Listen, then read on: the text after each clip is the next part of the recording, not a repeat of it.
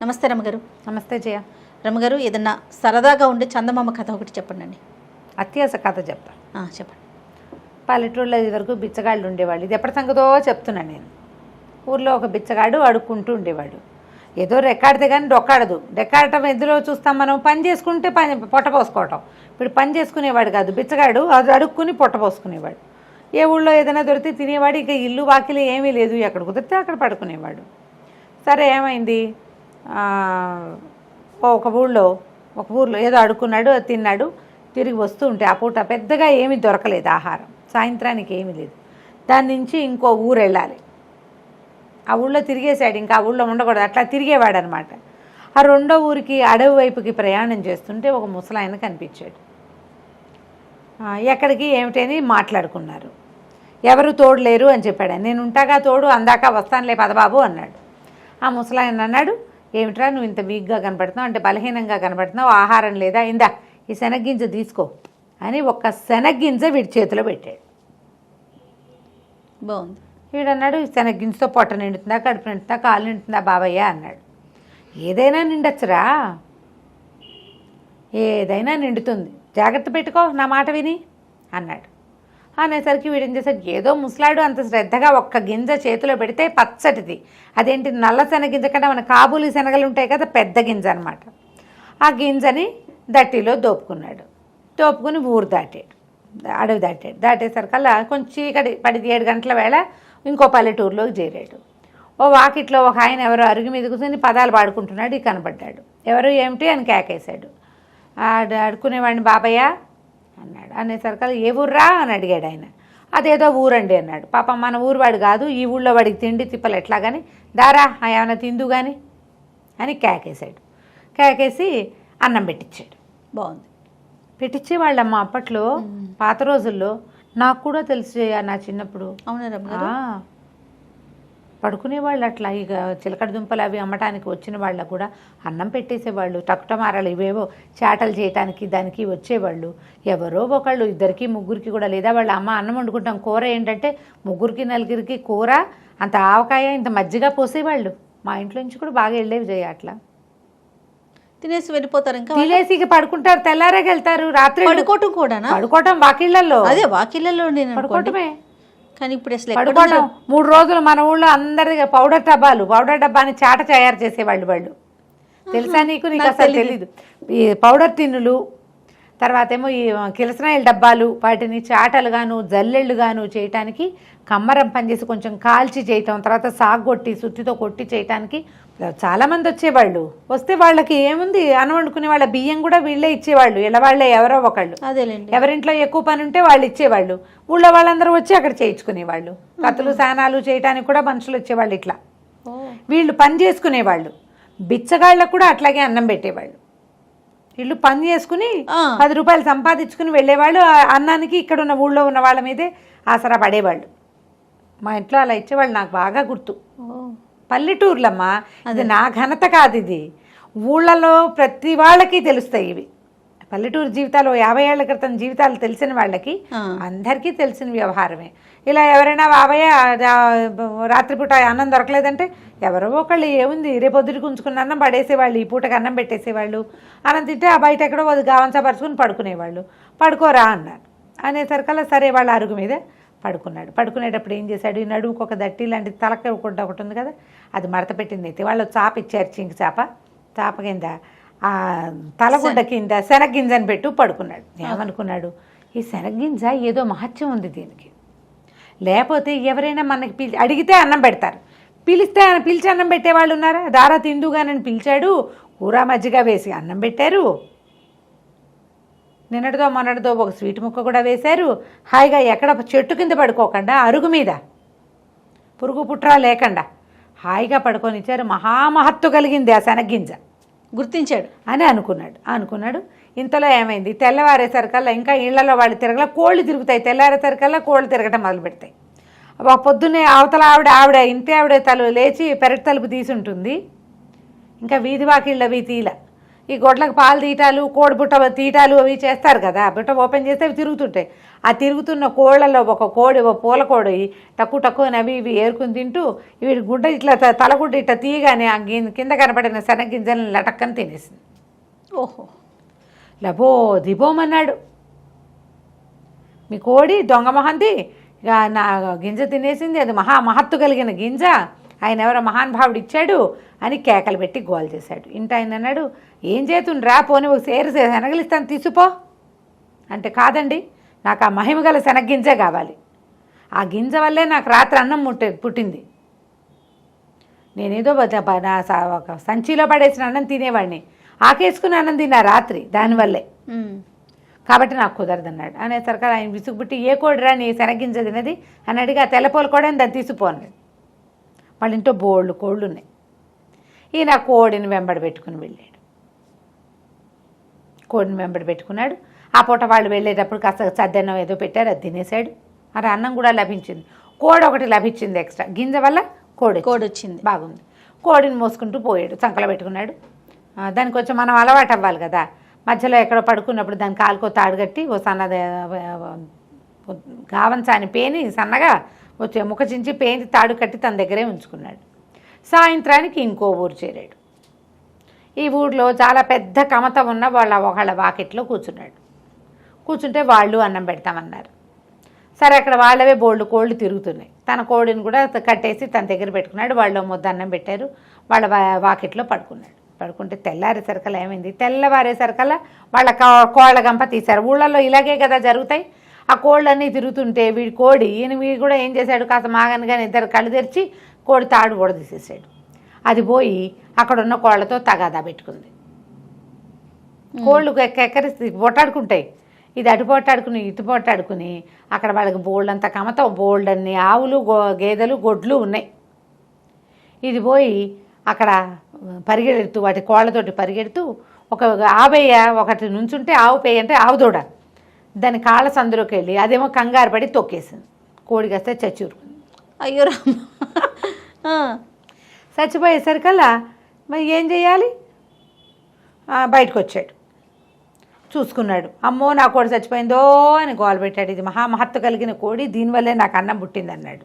వాళ్ళు ఇంకో 4 కోళ్ళు ఇస్తాను తీసుకోరా అన్నారు. ఆహా, చివరికి ఆ ఇంటి ఆయనకి విసుగుపుట్టి, కోడి సరేలే ఇది మేము కూర అనుకుంటాం కానీ ఇప్పుడు అది ఏ 50 అయితే కోడిని తన్నేసిందో తొక్కేసిందో దాన్ని తను తీసుకుపోరా అని. కోడి కాస్త దూడపిల్ల అయింది.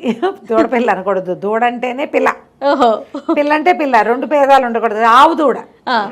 ఈ దూడ మెడలో పలుపు తాడు ఒకటి కట్టారు, వీటి చేతిలో పెట్టారు. అది పాలు వదిలేసింది, ఆ మాత్రం ఉంది. పాలు తాగే దూడ కాదు, కొంచెం పెరిగింది.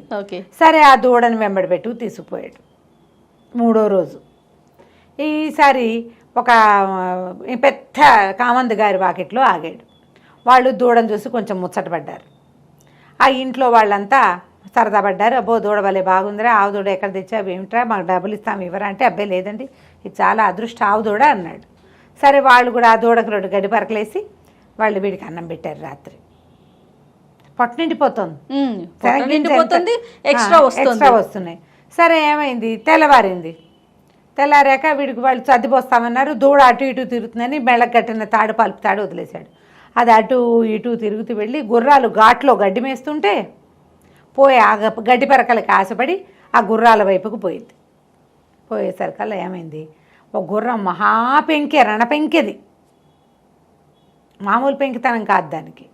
ఆ పెంకెగా గుర్రం కాస్త అటు ఇటు తిరుగుతున్నటువంటి 50ని వెనకాళ్ళతో ఒక్క తన్ను తన్నింది. ఈ దూడ ఎగిరి అవతల పడి కళ్ళు వాల్చేసింది. రామా, వీడు లబో దిబోమన్నాడు బిచ్చగాడు, బంగారం పడేస్తున్నాడు. బంగారం అంటే 50 ఇటు అయిపోయింది, మేమేం చేతును అంటే, వాడు ఇంకో 50 ఇస్తాను రా, పోనీ ఇక్కడే ఉండు, నువ్వు పని చేసుకుందు కానీ అంటే, పనికి నేను చేయనండి, నాకు వచ్చినాయి ఇవన్నీను, హాయిగా అన్నం వస్తుంది అనేసరికాలు వాళ్ళకి విసుగుబుట్టి, ఈ మకురు గుర్రం ఇది ఎలాగో మాట వెందు చావదు, గుర్రాన్ని తీసుకుంటావురా అన్నారు.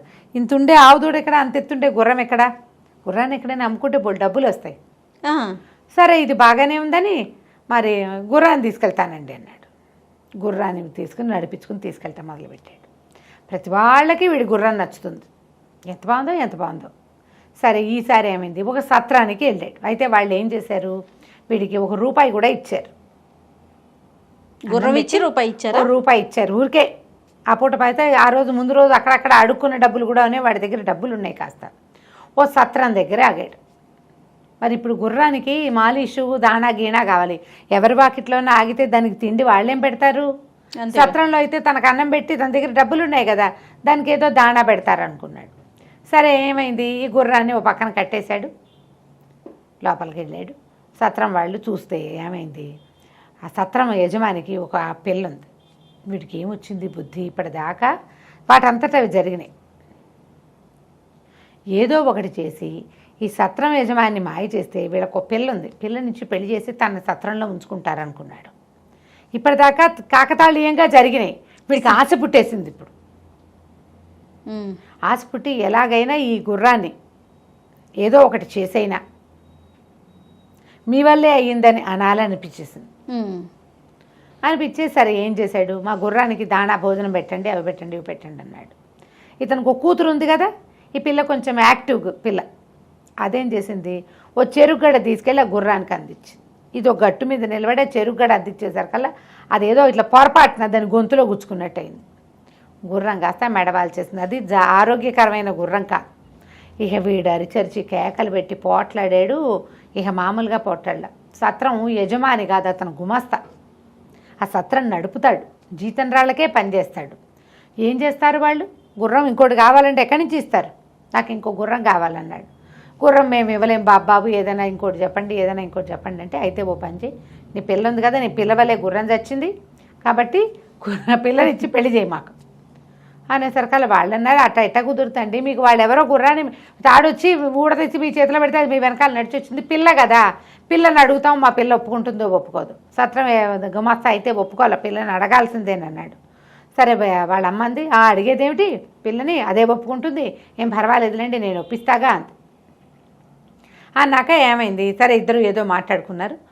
మర్నాడు పొద్దున చెప్పింది, అల్లుడు గారు మీ అంత మహానుభావులు ఇంకెవరూ లేరు, మీ గుర్రాన్ని బదులు మా పిల్లని ఒప్పుకున్నారు, మా పిల్ల మాత్రం రాకాశం ఉండ కానీ అది ఒప్పుకోవటం లేదు, ఓ పని చేద్దాం, దాన్ని ఏం చేస్తానంటే సంచిలో వేసి మూట కట్టేస్తా, పిల్లని మోసుకెళ్ళిపోండి మీరు ఎక్కడో చోటికి, ఎక్కడికైనా తీసుకెళ్తే ఇక చచ్చినట్టు మీతో పాటే ఉంటుంది. అది రాకాసి పిల్ల, విందు మాట.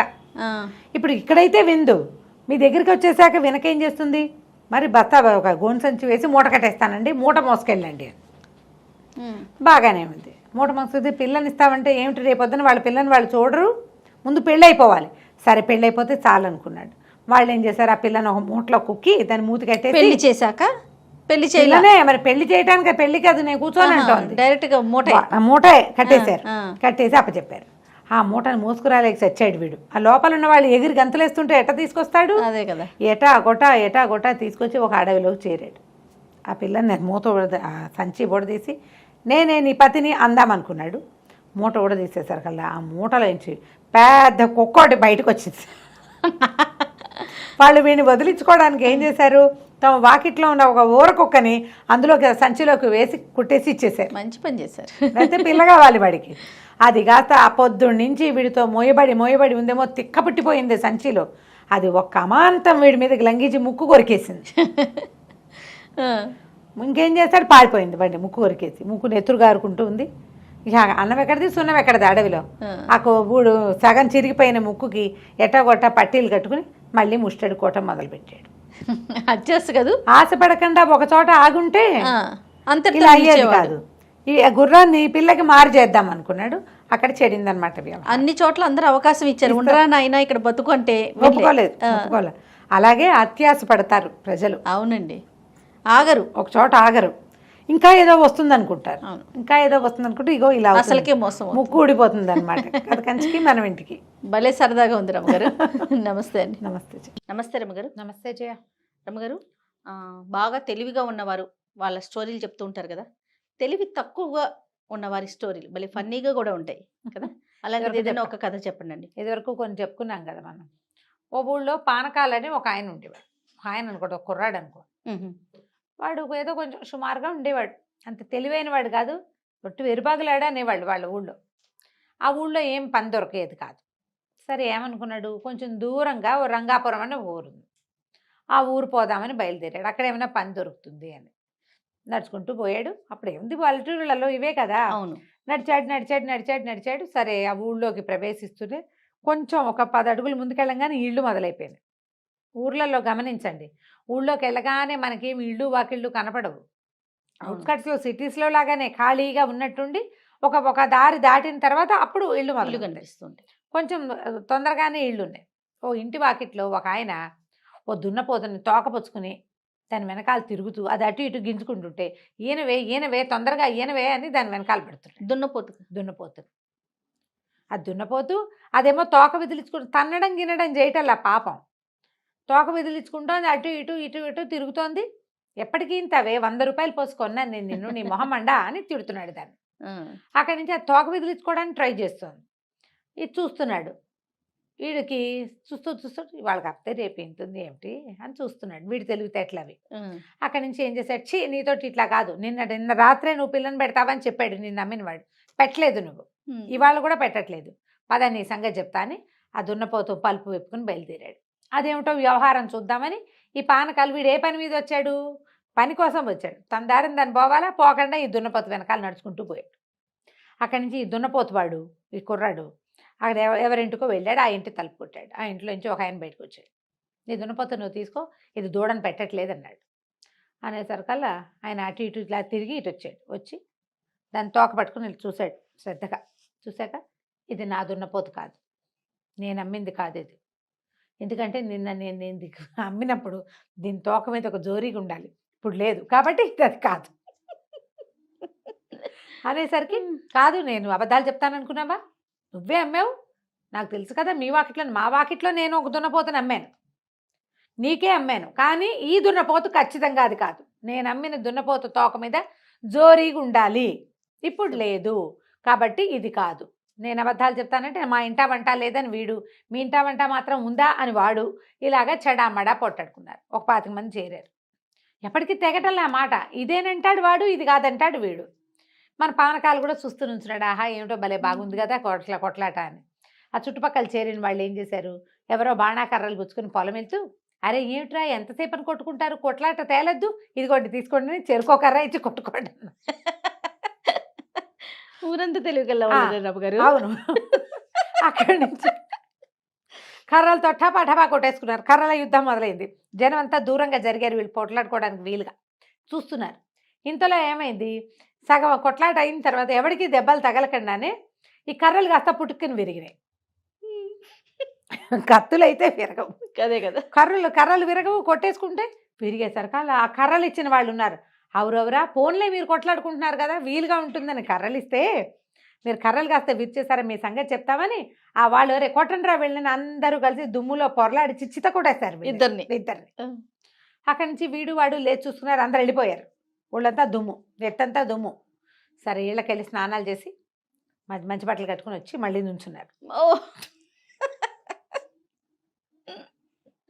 నుంచుని మన గొడవ ఇట్లా తేలదు, దూడేస్తుందని దున్నపోతు నమ్మావు, ఆ దున్నపోతు ఎప్పటికీ పిల్లని పెట్టట్లా, దీతాగా దా మీద మనం వెళ్దాం పంచాయతీ, వీళ్ళందరూ మన కొట్టారని చెప్పాలి కదా మరి అని చెప్పి గ్రామాధికారి న్యాయాధికారి దగ్గరికి వెళ్ళారు. ఈ పానకాలు వీళ్ళు స్నానాలు చేసి వచ్చేదాకా నుంచున్నాడు. ఈ తగాదా తేలాలి, వాడికి అర్థం కావాలి ఏం జరుగుతుందో.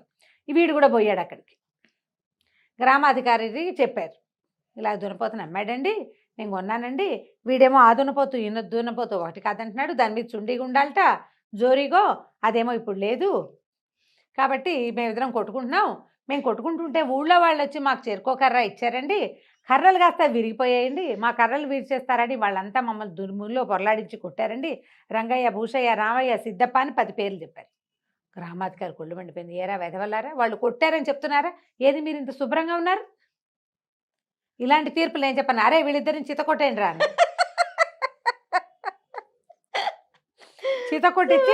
చితకొట్టిన తర్వాత దుమ్ములో పొరలాడిచ్చి నుంచోబెట్టారు. మరి సీక్వెన్స్ కరెక్ట్గా ఉండాలి కదా, సీన్ రీకన్స్ట్రక్షన్ చెయ్యొద్దు. రీకన్స్ట్రక్షన్ తర్వాత దుమ్ము నెత్తి మీద వీపు మీద యథాప్రకారంగా దెబ్బలు. స్నానం చేశాక కొంచెం రిలాక్స్ అయ్యారు, మళ్ళీ పడ్డాయి దెబ్బలు. నుంచినాక ఇప్పుడు చెప్పండి మీ సంగతి ఏంటో. ఇప్పుడు కరెక్ట్గా సీక్వెన్స్ కరెక్ట్ కాదు, వీళ్ళిద్దరు మొహాలు చూసుకున్నారు. ఇప్పుడు ఒట్టిగా తన్నులు తిన్నావు, దున్నపోత సంగతి చెప్తే ఇంకెన్ని తన్నులు తినాల్సి వస్తుందో తీర్పు కోసం. వద్దులే వెళ్ళిపోదాం అనుకున్నారు. సైకిల్ చేసుకున్నారు. సరేలే ఏం చేస్తామని ఎవరి దారిని వాళ్ళు బయలుదేరారు. మన పానకాలు కూడా వాళ్ళ వెనకాల బయలుదేరి ఆ మొదట దున్నపోతుని కొనుక్కున్నవాడు ఉన్నాడు కదా, వాడిని అన్నాడు, ఎందుకన్నా ఇంత గొడవ, దూడని ఇవాళ వేయింది రేపు వేయదు, 2 రోజులాగా అదే పెడుతుంది దూడని. దున్నపోత అనగా ఏముంది, దూడను పెట్టక అదేం చేస్తుంది, రేపో ఎల్లుండో పెడుతుందిలే, అనవసరంగా ఇంత గొడవ చేసుకుని దెబ్బలు తిన్నావు నువ్వు వృధాగా అన్నాడు. అనేసరికల్లా వాడు సంతోషించాడు.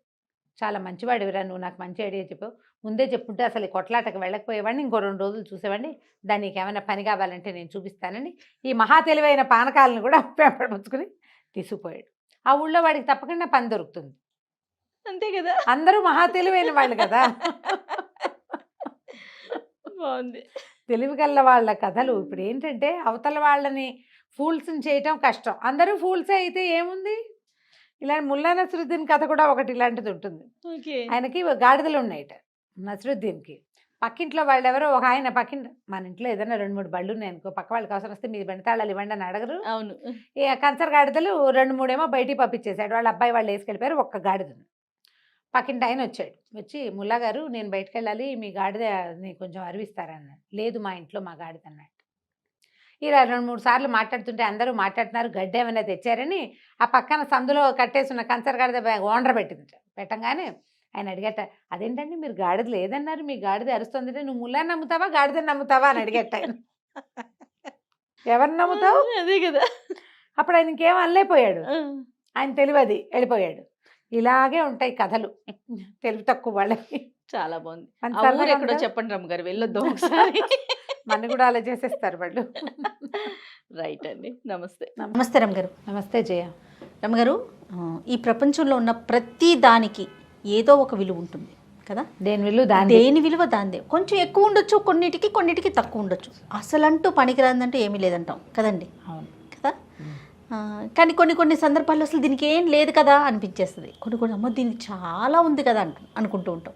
ఈ వ్యత్యాసం ఎట్లా? అవి ఇలా సందర్భాన్ని బట్టి జయ, మనకేం ఉపయోగపడదని పక్కన పారేస్తామా, సడన్గా 2-3 ఏళ్ల తర్వాత అదలాంటిది ఎక్కడో ఉండాలి అని మనకు అదే అవసరం పడుతుంది. ఆ ఒక్క చిన్న వస్తువు ఇంత చిన్నది ఇప్పుడు అక్కర్లేదని తీసి పక్కన పెట్టుకున్నది మనం గుర్తుండదు మనకి కదా. మంచి పిల్లలకి ఇలాంటివి నాకు చెప్పాలి మనం. కథలు చెప్తే ఈ విషయంలో భలే గుర్తు పెట్టుకుంటారు. మళ్ళీ మంచి చందమామ కథ ఉంది, మేకు విలువ. మేకు చెప్పండి. పూర్వం అంటే ఒక పల్లెటూరులో ఒక గోవిందుడు అని ఒక అతను ఉండేవాడు. ఈ గోవిందు తండ్రి ఒక తత్వజ్ఞాని. ఆయన దేని విలువ దానికే ఉంటుందిరా, విలువ లేదంటూ ఏది ఉండదు, ప్రతిదానికి ఏదో ఒక ఉపయోగం వస్తుంది, ఎవరో ఒకళ్ళకి ఉపయోగపడుతుంది, ఏది వృధాగా పోనివ్వకూడదని చెప్పేవాడు. అయితే వీళ్ళకేం పొలం పుట్రా ఏం లేవు, ఏ రోజు కష్టం ఆ రోజే ఏదో పని చేసి వాళ్ళకి వీళ్ళకి ఏమైనా పనులు చేసి పెట్టి వచ్చిన డబ్బులతోటి పక్కనే ఉన్న చిన్న పట్టణమే అక్కడికి వెళ్ళి సంతలోకి వాటికి వెళ్ళి సామాన్లు తెచ్చుకుని వాడుకునేవారు. ఇంట్లో భార్య పిల్లలు ఉన్నారు. అయితే ఎప్పటి సరుకులు అప్పుడే కొనుక్కోవాలి, నెలకోసారి కొనుక్కునే సత్తా లేదు. ఏ రోజు డబ్బులు వస్తే ఆ రోజు సామాన్లు కొనుక్కు తెచ్చుకుంటారనమాట. అయితే ఒకరోజు ఏమైందట, ఈ గోవిందుడు ఎటగొట్టా పని చేసుకుని సంసారం ఈతున్నాడు. పిల్లలు చిన్నపిల్లలు, భార్య కూడా ఏదో చేతనైన పని చేస్తుంది, ఇద్దరు కలిసి లాగుతున్నారు. ఇతను ఒక అడవిలో నడిచి వెళ్తున్నాడు. సంతకెళ్ళి ఏవో సామాన్లు తెచ్చుకోవాలి, కొంచెం డబ్బులు ఉన్నాయి. వెళ్ళే దారిలో ఏమైందంటే ఒక గుర్రం వేసుకుని ఒక ఆయన వెళ్తున్నాడు. ఈ గుర్రానికి ఈ రికాబులు అవి కట్టే చోట ఒక మేకులు ఉంటాయి కొన్ని. మరి ఆ మేకో లాడం మేకు అని రాశారు కథలో. అది నాడా దగ్గర ఉండే మేకో, ఒక సేల్ లాంటిది. అంత మేకు రాలి పడిపోతే ఇతను చూశాడు. చూసి అన్న మీరే మేకు పడిపోయింది ఆగాని చప్పట్లు తెరిచాడు. ఆ గుర్రం మీద ఉన్న ఆయన ఎవరు, ఆ దేశపు మంత్రి గారి అబ్బాయి. మేకుతోటి ఏం పోయింది, మేకే కదా ఏం పోతుంది అని చెప్పి, అది బహుశా రికాబు కాలు పెడతారు చూసావా, అక్కడ ఉండాల్సిన మేకు. వెళ్ళిపోతాను ఏం కాదులేని చెయ్యి ఊపాడు, పర్వాలేదని. ఇతను ఏం చేశాడు, మేకు దాన్ని తీసి చేత్తో పుచ్చుకున్నాడు. దట్టి ఉంది, నడువుకి ఏదో కట్టినాడు, అందులో దోపి పెట్టుకున్నాడు. దేనికైనా యూజ్ అవుతుంది లేని వాళ్ళ నాన్న చెప్పాడు కదా, పారేయకూడదు, వాడుకోవాలి, ఎప్పటికైనా యూజ్ అవుతుందని. సరే, ఈ ముందుకి వెళ్తున్నటువంటి మంత్రి గారి అబ్బాయి ఆ రికాబు కాలు పెట్టే చోట వదిలైపోయి ఎగిడి దిగిడి అయ్యి గుర్రం అస్తావ్యస్తంగా అయింది. దాంతో దిగి నడిపించడం మొదలుపెట్టాడు. అప్పుడు తెలిసింది ఆయనకి, అయ్యో మేకో అని వాడు ఎవడో కేకేశాడు, మేకే కదా అనుకున్నాను, దీనివల్ల ఇలాంటిది వచ్చింది. ఇప్పుడు ఆ గుర్రం మీద కూర్చునే పరిస్థితి లేదు, వెసులుబాటుగా లేదు. సరే కానీలే, ఇంకా కొంత దూరమే కదా అని గుర్రం దిగి దాన్ని మెల్లిగా నడిపించుకుంటూ తీసుకుపోయాడు. ఈ నడిపించుకుంటూ వెళ్తున్న మంత్రి గారి వెనకాల నుంచి ఒక దొంగల గుంపు కొంతమంది వెళ్తున్నారు. వాళ్ళు ఏం చేశారు, ఈయన వెనకాల పరిగెత్తుకొచ్చారు. ఈయన గుర్రం మీద ఉంటే పారిపోయేవాడు, నడిచి వెళ్తున్నాడు కదా, దొరికిపోతాడు. దొరికేసేసరికల్లా వాళ్ళు ఏం చేశారు, 2 దెబ్బలు కొట్టి మెళ్ళలో ఉన్నవి చేతులకు ఉన్నవి ఆభరణాలు చక్కగా మంచి గంగరక్క వేసుకున్నాడు కదా, మంత్రి కొడుకు కదా, అవన్నీ ఓడలాక్కున్నారు. ఆయనకి గుర్రం మీద 2-3 సంచులు ఉన్నాయి, డబ్బు ఉంది, మొత్తం ఓడలాక్కున్నారు. ఇతను అరిచి కేకలు పెట్టకుండా బాగా మెత్తగా తన్ని నోట్లో ఒక చిన్న గుడముక్క కూరి ఒక పక్కకు తోసేసి వాళ్ళ దారిని పడిపోయారు.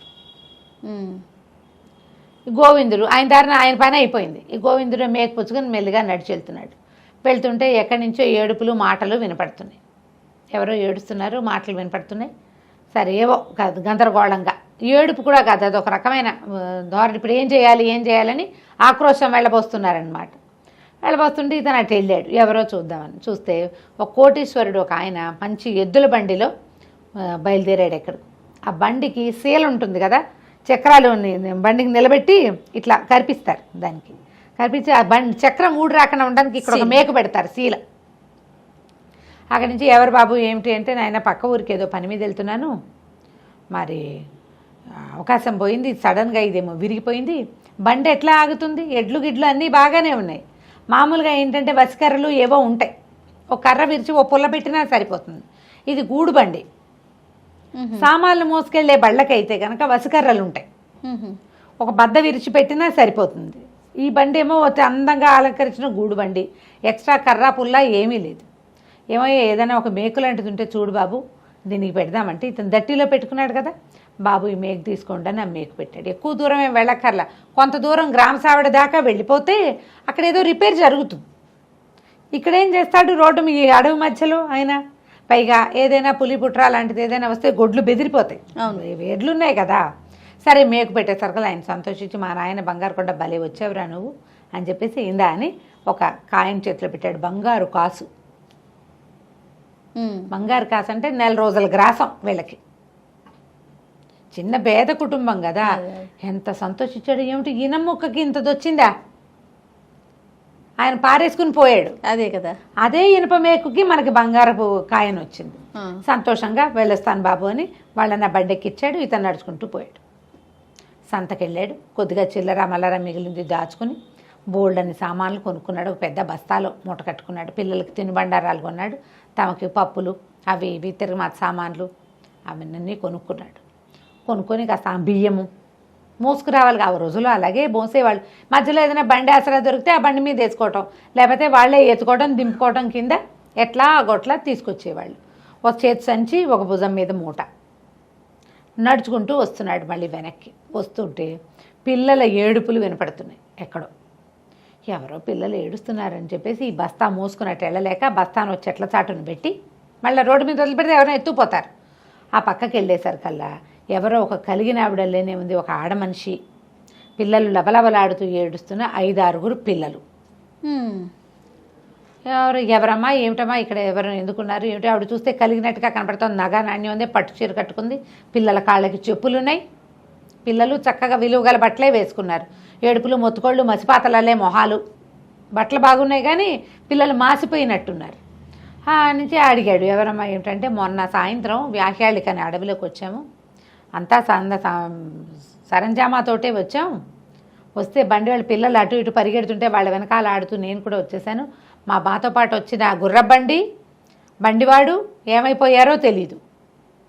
మేము అడవిలో చిక్కడిపోయాము, లోపలికి వచ్చేసాము. మధ్యలో ఏదో భల్లూకం కనపడింది, పిల్లలు పిచ్చెక్కినట్టు పరుగులు తీశారు, వాళ్ళ వెనకాల పరిగెట్టి నేను కూడా వచ్చేసాను. దాంతో ఏం చేయాలో తెలియదు నాయన, కాయకాసులు అక్కడ ఏదో కనపడ్డవి కోసుకుని తిన్నాం, తేనెటీగలు ఉన్నాయని ఇటు పరిగెత్తుకొచ్చేసారు. పిల్లలకి తిండి తిప్పలు లేదు. ఏ ఊరమ్మా అంటే పక్కనే కృష్ణాపురం. నేను తీసుకెళ్తానమ్మా అంటే, నాయన మా వల్ల కాదు, నువ్వు సాయం వచ్చిన తిండి లేనిది అడుగు పడేలాగా లేదు, నిన్న తిన్న తిండి పిల్లలు అల్లాడిపోతున్నారు, అందుకే మాసిపోయినట్టున్నాయి మొహాలు. సరే ఉండండి అమ్మా అని ఏం చేశాడు, గబగబా తన సంచి దాచిపెట్టుకున్నాడు కదా, మూట మోసుకొచ్చాడు. సో పిల్లలకి తినుబండారాలు కొనుక్కున్నాడు, డబ్బులు ఉన్నాయి కదా, రూపాయి అది బంగారు కాసు ఉంది కదా, అక్కడి నుంచి తినుబండారాలు పెట్టి 3 రాళ్ళు వెతికి ఓ 4 పుల్లలు పెట్టి, సరే కుండ ఒకటి కొనుక్కున్నాడు, అన్నానికి కుండలు కూడా కొన్నాడు. కాస్త ఆ పక్కన ఏదో చెరువు కూడా ఉంది, కాస్త ఎత్తసరి పోసి అన్నం వండాడు, వండి అన్నం పెట్టాడు పిల్లలకి. ఇంకా ఏవో తెచ్చుకున్నాడు సామాన్లు, కాస్త అవి ఇవి తిరగమాత సామాన్లు, అవి కాస్త ఒక చిన్న రైస్ లాంటిది ఒకటి తయారు చేసి మొత్తానికి ఆ చుట్టుపక్కల వెతికి ఓ బాదం చెట్టు ఏదో కనపడితే 4 ఆకులు కోసుకొచ్చి పిల్లల 5-6 పిల్లలకి అన్నం, ఆ పెద్ద ఆవిడ కూడా అన్నం పెట్టాడు. అన్నం పెడితే అసలు కుండ పోయింది, కుండ వాడేశాడు, వేడి కుండ ఎట్లా తీసుకెళ్తాడు. సరే చెరువులో తీసి కడుక్కున్నాడు. అమ్మ మరి పదండి మిమ్మల్ని ఇంటి దగ్గర దింపుతానన్నాడు. కొంత సామాగ్రి ఇక్కడ ఖర్చు అయింది, తినుబండారాలన్నీ అయ్యేపోయినాయి. సరే మళ్ళీ మూట మోసుకుంటూ ఆ పిల్లలు ఆవిడకి దారి చూపిస్తూ ఆ కృష్ణాపురం తీసుకెళ్ళాడు. తీసుకెళ్తే ఇక అసలు వాళ్ళేమో ఆ ఊరు మొగదల్లోనే ఎదురు చూస్తున్నారు, ఏమైనా కనపడతారు, మరి ఎక్కడికి వెళ్ళిపోయారో తెలియటం లేదు కదా. అక్కడి ఊరు మొగదల్లోనే బండి కనపడింది, కనపడడం ఏంటి అందరూ పిల్లాజల్లు అంతా బండి ఎక్కారు, తీసుకుపోయాడు ఊళ్ళోకి. ఇతన్ని కూడా తీసుకెళ్ళారు. మా ఇంటిరా మా వారికి చూపిస్తాను నిన్నంది. వెళ్ళాడు, ఈ అబ్బాయి సహాయం చేశాడు, తీసుకొచ్చాడు, కాస్త అన్నం వండి పెట్టాడు అని చెప్పి, సరే ఇతనికి మళ్ళీ దివాణంలో చేసినవేవో తినుబండారాలు మూట కట్టించారు, పిల్లలకి పట్టుకెళ్ళమని. ఆవిడ ఒక 8 నాణేలు ఎత్తి బంగారు నాణేలు చేతిలో పెట్టింది. మళ్ళీ భర్తను అడగల, ఆవిడకే చెంగును మూట కట్టున్నవి తీసి చేతిలో పెట్టింది. ఏదో బయటికి వెళ్తూ కట్టుకుంది, అవి భర్తను అడగల, లోపలికి వెళ్ళి తీసుకురాలా. వెళ్ళరా నాయన, ఎప్పుడైనా ఇటు వచ్చినప్పుడు కనపడుతూ ఉండు అని చెప్పింది. పండక్కి పబ్బానికి వచ్చి కనపడమంది, అంటే ఏమైనా ఇస్తారనమాట. బాగానే ఉంది. ఆ 8 నాణేలు పుచ్చుకుని ఒక్క మేకు ఇంత పని చేసింది అనుకుని మళ్ళీ తిరిగి వచ్చాడు. ఈ తిరిగి వచ్చే దారిలో ఏమైంది, ఎవరో మనిషి మూలుగుతున్నట్టు ఉండుండి వినపడుతోంది. ఏమిట్రా ఎవరో మూలుగుతున్నారని చూస్తే నేల మీద పడేసి ఉన్న మంత్రి గారు అబ్బాయి కనపడ్డాడు. ఓ, ఆయన అతి కష్టం మీద ఆ నోట్లో గుడ్డ కొడితే ఆ గుడ్డలో నుంచే మూలుగుతున్నాడు. ఆయన చూసి తెలవాడు, బాబు మీరా, అదేంటండి గుర్రం మీద వెళ్ళారు కదా, ఇక్కడ ఇట్ట పడిపోయారంటే నోట్ల నుంచి గుడ్డ తీసి చేతు కట్టలు అవి ఊడదీశాడు. వాళ్ళు దాటిపోయే లోపల మంత్రి గారు అబ్బాయి ఊరు చేరిపోతే వాళ్ళు ఆనుపాను పట్టించేస్తాడు, అందుకని వాళ్ళు ఇతను కదిలి వెళ్ళకుండా కట్టేశారు. వెంటనే అబ్బాయి, బాబు నేను మేకు అని అరిచాను కదండి, మీరేమో వినిపించుకోకుండా వెళ్ళిపోయారు, మేకు లేకపోవటమే వెళ్ళలేరా, నాకు తిప్పలు వచ్చినాయి. గుర్రం కూడా తీసుకుపోయారు వాళ్ళు. ఓకే, వాళ్ళు గుర్రాన్ని నడిపించుకుని తీసుకెళ్ళిపోయారు. ఆ ఊళ్ళో ఎక్కడో అమ్మేస్తారు దాన్ని. అక్కడి నుంచి ఊడదీశాడు, బాబు రండి మా ఇంటికి వెళ్దాం, ఇక్కడ దగ్గరేనండి, కొంచెం నడవాలి కాస్త అని చెప్పి, ఇక్కడ మంచినీళ్ళనే చెరువు ఉందని చెరువు దాకా తీసుకెళ్ళి మొహం గడికి మంచినీళ్ళు తాగిచ్చాడు. ఆవిడ రాణిగారు ఏవో ఇచ్చింది కదా జమీందారు గారి భార్య, ఓ 2 తినుబండారాలు ఎత్తి ఆయన చేతిలో పెట్టాడు. ఆ కాస్త నోటో వేసుకుని వీళ్ళ ఇంటికి వచ్చి వీళ్ళ ఆవిడ అన్నం వండితే తిని ఆ ఊళ్ళో వచ్చే ఒక గుర్రబండి మాట్లాడుకుని మంత్రి గారి అబ్బాయి దివాణానికి వెళ్ళిపోయాడు. వెళ్తూ ఏం చెప్పాడంటే, గోవిందు నువ్వు ఈ ఊళ్ళో ఉండద్దు, నాకు నన్ను చూసుకునేందుకు ఒక మనిషి కావాలి, నువ్వు నాతో ఉండు, ఇక్కడ ఉన్న అప్పు సప్పు ఏమైనా ఉంటే అప్పులు తీర్చుకోమని నువ్వు దివాణానికి రా, నాతో పాటు డబ్బులు ఇస్తానని దివాణానికి తీసుకెళ్ళి నెల జీతం ముందే ఇచ్చి, ఓహో, ఆ నెల జీతంతో ఇతను ఇక్కడ ఉన్న అప్పు సప్పు తీర్చుకుని కుటుంబంతో సహా వెళ్ళి దివాణంలో మంత్రి గారు అబ్బాయి ఆ పర్యవేక్షణకి అక్కడ స్థిరపడిపోయాడు. సో మేకు ఇంత పని చేసింది చూడండి, మేకే కదా అనుకుంటే, అంటే ప్రతి వాళ్ళకి ఇలా అవ్వవు, మేకు సమయానికి ఉపయోగపడుతుంది అంతే కదా. వస్తువులు పారేయద్దు, ఇవి పారేసి మళ్ళీ అవసరం ఉన్నప్పుడు కొనుక్కోవద్దు. మిగిలినవి ఏవైనా మనం వుడ్ వర్క్ చేయించినప్పుడు, కరెంట్ పని చేయించినప్పుడు, ఏదైనా రాసుకున్నప్పుడు, బొమ్మలు వేసినప్పుడు మిగిలినవి వస్తాయి పిల్లలవి, ఏవో చిన్న పనులు చేసినప్పుడు వాటిని చక్కగా ప్యాక్ చేసి వాటి మీద పేరు రాసి పక్కన పెట్టుకోండి, రైట్, అవసరమైనప్పుడు వాడుకోవచ్చు. తప్పకుండా, చాలా బాగుంది రమగారు. నమస్తే. నమస్తే. నమస్తే రమగారు. నమస్తే రమగారు. ఏదన్నా ఒక స్టోరీ ఎట్లా అంటే ఒక 2, 3, 4 అట్లా ఎపిసోడ్స్ వచ్చేలాగా, మరీ ఎక్కువ కాకుండా చెప్తాం. తలతిక్కల రాజు కథ చెప్తాం. ఎప్పుడో చదివాను జయ నేను, అప్పటి నుంచి అనుకుంటున్నా కానీ ఏమో అట్లా వెళ్ళిపోయింది అనమాట. సరే ఇవాళ మళ్ళీ దాన్ని రివైజ్ చేసామన్నమాట. దాన్ని పూర్వం ఒక రాజ్యంలో ఓ రాజుగారు మంత్రి గారు ఉండేవాళ్ళు. వీళ్ళు ఇది సుమారైన ఒక పరగణ అనమాట. చాలా డిఫరెంట్గా ఆలోచించేవాళ్ళు. ఎవ్వరూ అట్లా ఆలోచించారు. రాజుగారిదే ఒక డిఫరెంట్ ఆలోచన, ఆయన మంత్రి గారు అంతకంటే విచిత్రమైన ఆలోచనలు ఉంటాయి. వాళ్ళిద్దరు ఒకళ్ళనొకళ్ళు బాగా సపోర్ట్ చేసుకుంటారు. రాజో పక్కకి మంత్రో పక్కకి లాగితే గోలగా ఉంటుంది. ఇద్దరు కలిసి ఒక పక్కకే లాగారనుకో మొత్తం రాజ్యం అంతా ఆ పక్కకి పోతుంది. ఆ, వీళ్ళకి ఏంటంటే కొత్తగా చేయాలి. సరే కొత్తగా చేసే వ్యవహారంలో ఓ రోజు ఎప్పుడో వ్యాహ్యాలికి పోయారు. చీకటి పడుతోంది. వీళ్ళకి ఇంకా తిరుగుదామని ఉంది. మెల్లిగా ప్రజలు ఎవరి దారిని వాళ్ళు సర్దుకుంటున్నారు. కొంచెం 7 అయ్యేసరికల్లా అందరూ అన్ని రోడ్లు మెల్లిమెల్లిగా చీకటిమయంగా అయిపోయి పడకలు కొంతమంది రోడ్ల మీద ముష్టి వాళ్ళు అడుక్కునే వాళ్ళు ఉంటారు. ధర్మసత్రాలు ఏవో శాలలు కట్టించారు. ఆ శాలల కిందకి చేరిపోతున్నారు. షాపుల్లో జనం తగ్గిపోయారు. చల్లని గాలి, ప్రశాంతంగా వాతావరణం. రాజు అన్నాడు, ఎంత హాయిగా ఉంది, బయటే తిరుగుదామనిపిస్తుంది. ఇలా పడుకుంటున్నారేమిటి వీళ్ళంతాను, మనకేమో తిరుగుదామనిపిస్తుంది. నీకు అందరూ ఎవరి దారిని వాళ్ళు తలుపులు వేసుకుని లోపల కూర్చుని అందరూ వెళ్ళిపోతే ఈ చీకట్లో ఇలా ఏం తిరుగుతాం?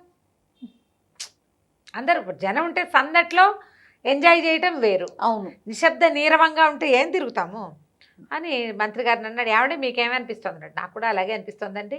ఈ వాతావరణానికి ఏమో హాయిగా చాలా బాగుంది, వెన్నెల పుచ్చపువ్వులాగా ఉంది, మరి చల్లగా ఉంది, హాయిగా ఉంది. రాజు చెప్పినవి ఈయన చెప్తున్నాడు, ఆహ్లాదంగా ఉంది. వీళ్ళంతా ఎందుకు పడుకుంటున్నారో ఎంజాయ్ చేయకుండా. రాజుకి మంత్రికి ఏమైనా శారీరక శ్రమ ఉంటుందా? ఏమీ ఉండదు. వాళ్ళకి అన్నీ ఎవరైనా అమర్చి పెడతారు, అంతా బ్రెయిన్ వర్కే. అవును, సాయంకాలం అయ్యేసరికల్లా వాళ్ళు రిలాక్స్డ్గా తిరుగుదామనుకుంటారు. ప్రజలు, పాఠక జనము, వ్యాపారస్తులు పగలల్లా పనులు చేస్తారు. చీకటి పడేసరికి గూట్లో దీపం నోట్లో ముద్ద, అంతే కదా. మామూలు వాళ్ళు పడుకుంటారు. ఏదో అత్యవసరాలు ఉన్న వాళ్ళు కొట్లలోకి వెళ్ళి ఆ పని ఈ పని చేస్తారు. ఇప్పుడు మనం ఎట్లయింది, రాత్రి 12 దాకా పిశాచాల్లాగా తిరుగుతూనే ఉంటాం. అవునండి. 12 గంటలకు అజయ, రాత్రి 3 గంటలకి మేము బెంగళూరు బయలుదేరితే 3ంటికి కొన్ని డజన్ల టిఫిన్ సెంటర్లు బిజీగా ఉన్నాయి. అవును, కరెక్ట్ చెప్పారండి. 3ంటికి. అది మనం పట్టపగలున్నామా మిడ్ నైట్లో ఉన్నామా అర్థం కాని పరిస్థితి. ఆ టైంలో తింటున్నాం. మన పరిస్థితులు అవి. ఇప్పుడు పాపం వాళ్ళు ఉద్యోగాలు, వాళ్ళ తాలూకు టైమింగ్స్, నైట్ షిఫ్ట్లు ఇక చేసేదేం లేదు. అయితే రాజు మంత్రి ఏమనుకున్నారంటే, ఇది బాగోలేదు, మనం ఓ పని చేద్దాం, ఈ జనాల్ని అడుగుదామని ఒకళ్ళ దగ్గరికి వెళ్ళారు. ఏరా అబ్బాయి, చల్లగా ఉంది, హాయిగా ఉంది, ఎందుకు పడుకుంటున్నావు అని. వాడు అన్నాడు, బాబు పొద్దు నుంచి పని చేశానండి, ఇప్పుడు నిద్ర వస్తుంది, పడుకుంటాను. ఒక 5-6 ఇంటర్వ్యూ చేశాక వీళ్ళకి అర్థమైంది, ఓహో ఈ రాత్రిని పగటిగా మార్చేయాలి మనం. అంతే, వీళ్ళు పొద్దునంతా పని చేస్తారు, ఇప్పుడు పడుకుంటున్నారు. ఇలా కాదు, రాత్రిని పగలుగా, పగలుని రాత్రిగా చేద్దామని మర్నాడు దండోరా వేశారు. పగలు నిద్రపోండి, రాత్రి పని చెయ్యండి. చాలా ట్రై చేసి మొత్తానికి కొద్ది వారాలు, నెలల్లో జనమంతా మారిపోయారు. పొద్దునంతా నిద్రపోయి సాయంకాలం 4:30, 5:30 అలా అయ్యేసరికల్లా నిద్రలు లేచి ఇక అక్కడి నుంచి లాంతర్లు పెట్టుకునే పొలాలు దున్నుకునేవాళ్ళు, అవేవో పెట్టుకునే పనులు చేసుకునేవాళ్ళు.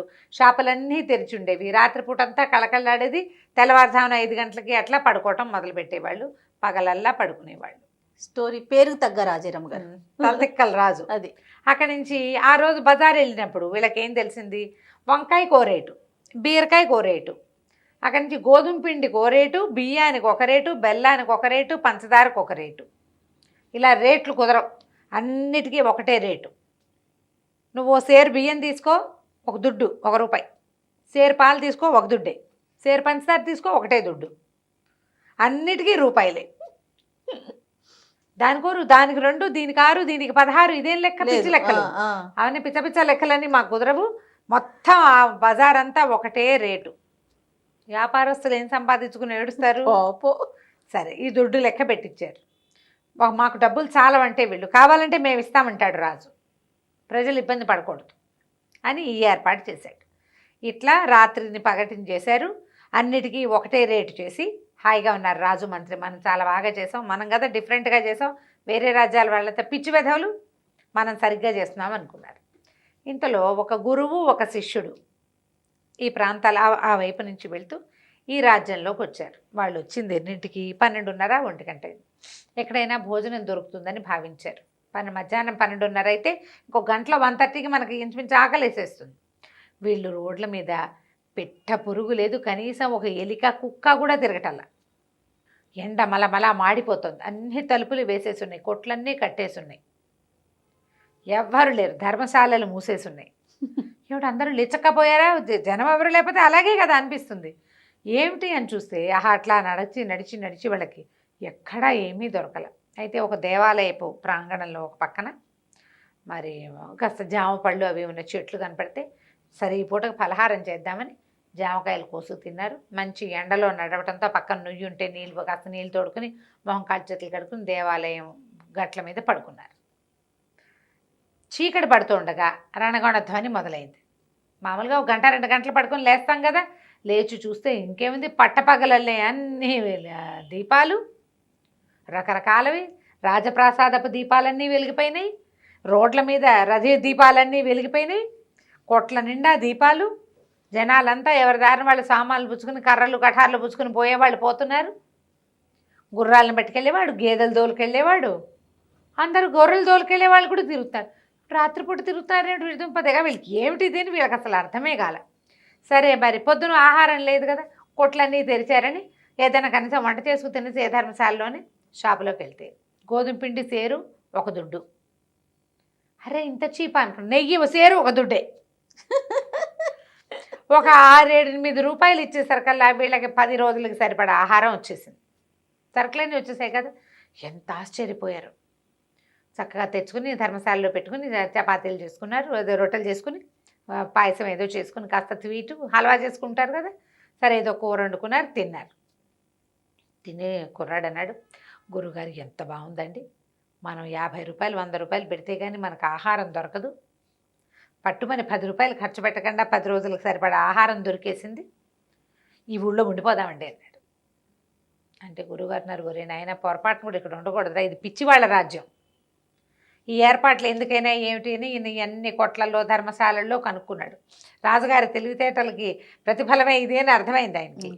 తల్లేదు వీళ్ళు పిచ్చివాళ్ళు రా, వీళ్ళు ఇక్కడ ఉండకూడదు, ప్రాణాలకు ప్రమాదం వస్తుంది, ఇక్కడ లేనిపోని సమస్యలు వస్తాయి, ఈ ఊళ్ళో ఉన్నవాళ్ళు వాళ్ళ కర్మ వాళ్ళు అనుభవిస్తారు, మనం ఏం చేస్తాం, మనం బయట నుంచి వచ్చాం, ఇంకో చోట పోవచ్చు మనం అంటే. కుర్రాడు మాత్రం ఒప్పుకోలేదు, ఉండాల్సిందే హాయిగా. ఇప్పుడు చూడండి, 10 రూపాయలు ఖర్చు పెట్టలేదు, 10-15 రోజుల పాటు తిండి వచ్చేసింది, తర్వాత ఇంకో 10 పెడితే ఇంకో 15 రోజులు తిండి వస్తుంది, కూర్చుని ప్రశాంతంగా తపస్సు జపం చేసుకోవచ్చు, గుళ్ళోకి వెళ్ళొచ్చు, పక్కన చెరువు ఉంది, నది ఉంది, అది ఉంది, ఇది ఉంది అని ఓ పాడేశాడు. గురుగారు అన్నారు, సరే నీ ఇష్టం, ఏదైనా సమస్య వస్తే తలుచుకో వస్తా, నేను మాత్రం ఇక్కడ ఉండను అని ఆయన దారిని ఆయన వెళ్ళిపోయాడు. ఈ మన శిష్యుడు చక్కగా నెయ్యి వస్తోంది, బెల్లం వస్తుంది, అవి వస్తున్నాయి, ఇవి వస్తున్నాయి, రూపాయికే వచ్చేస్తున్నాయని రోజు హల్వాలు అవి చేసుకుని తినేవాడు. రోజు శుభ్రంగా తిని నున్నగా మినపకూడు వల్లే తయారయ్యాడు. అంతకుముందు బోల్డ్ డబ్బు, అంతంత డబ్బులు వీళ్ళ దగ్గర ఏముంటాయి, ఖర్చు అంత పెట్టలేరు, ఏదో ఆ పొట్టకు సరిపడా తినేవాళ్ళు.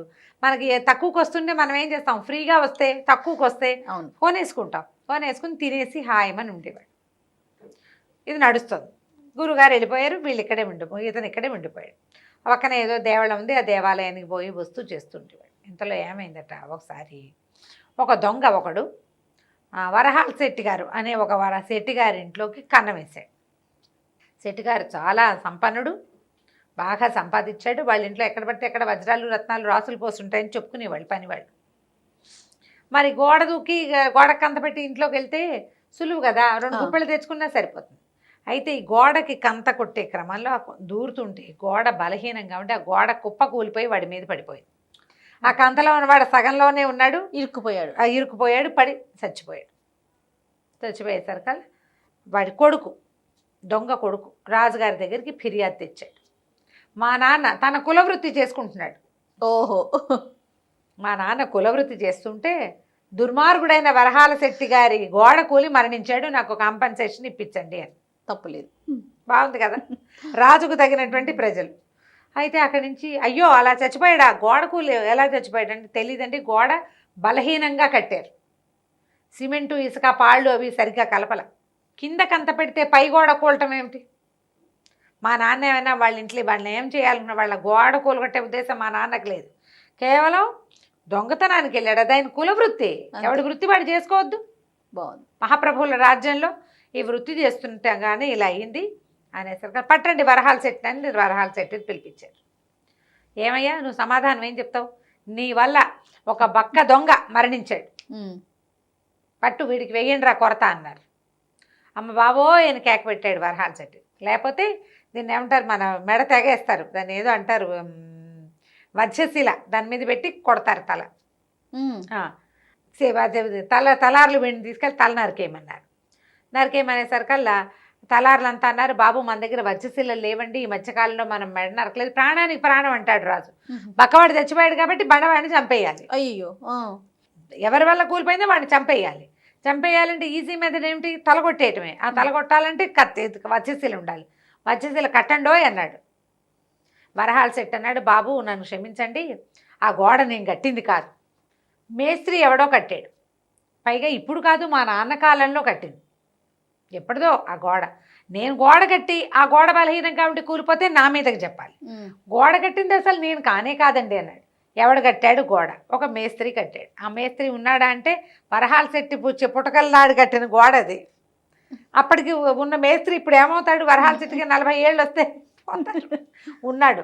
ఆయన ఒక బక్క మేస్త్రి ఉన్నాడా? ఉన్నాడు, ముసలాడు. ఉండేసరికి ఏమన్నారు వీళ్ళు, మరి వెళ్ళి మేస్త్రిని పట్టండి అని మేస్త్రిని పుచ్చుకొచ్చారు. నువ్వు ఒక గోడ బలహీనంగా కట్టడం వల్ల ఒక ప్రాణం పోయింది. అసలు మేము వరహాల శెట్టిది తప్పని అతనికే శిక్ష వేసాం, పాపం నీ వల్ల ఒకడు చచ్చిపోయిగా ఇంకొకడు చావడానికి సిద్ధమయ్యాడు, నీ సమాధానం ఏమిటి? వీడు మడి నరకేండ్రా అన్నారు. మేస్త్రి లబో దిబో మొత్తుకున్నాడు, బాబు ఏనాడో కట్టానండి, అప్పుడు నేను వయసులో ఉన్నానండి, అవాళ ఆ గోడ కట్టే రోజునండి, ఆ గోడ కట్టే సమయంలో ఒక నర్తకి, ఒక ఆవిడ ఈ రోడ్డంట తిప్పుకుంటూ తిరిగేదండి, ఆవిడ గజ్జలు కంకణాలు మోగేవి, అవి విని విని చూసి చూసి ఎంతసేపు దాని మీదే ధ్యాస ఉండి గోడ కట్టేశాడు అని చెప్పాడు. ఇప్పుడు నర్తకిని తేవాలి, ఈయన యంగ్ ఏజ్లో ఉన్నప్పుడు చూసిన నర్తకి ఇప్పుడు ఎలా ఉంటుంది? ఆవిడ పట్టరమన్నారు, నర్తకిని తెచ్చారు. తెచ్చాక ఏమైందో వచ్చే భాగంలో తెలుసుకుందాం. పేరుకు తగ్గ రాజరప్ప గారు కదా, సూపర్, అసలు ఎక్సలెంట్, చాలా బాగుందండి. మళ్ళీ చెప్దాం మిగిలిన కథ. రైట్ అమ్మ గారు, నమస్తే.